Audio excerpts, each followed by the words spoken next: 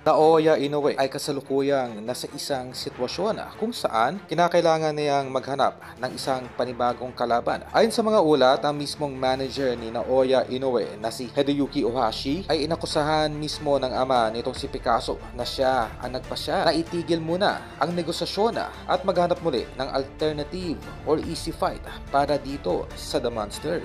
Sa kasalukuyan, maliban kay Picasso, may ilang potensyal na nakaline up upang makaharap itong si Inoue sa Mayo 4. Kabilang dito si Namorujun Akhmadaliev. Sa pinakabagong update, tila tutol pa rin ang manager nitong si Inoue na iharap ang alaga nito sa mga top contenders. Kaugnay nito ay gumugulong na rin ang isinampang kaso ng kampo ni Akhmadaliev sa ilegal na pag-iwas nitong si Inoue na labanan ang nasabing mandatory challenger ng WBA. At dito ay automatikong i-elevate si Akhmadaliev from interim champion to full champion. At dito ay posibleng magkaroon ng slot ang ating pambatong si Cuado Alas kung ito ay mabibigyan ng pagkakataon na makaharap si Akhmadaliev sa tulong at koneksyon ng matchmaker na si Sean Gibbons.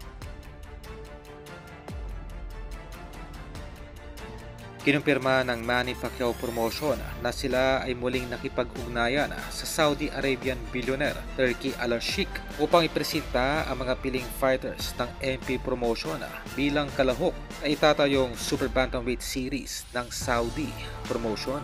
At ito ay magkakaroon ng open visa para sa mga piling fighters na lalahok sa nasabing torneo.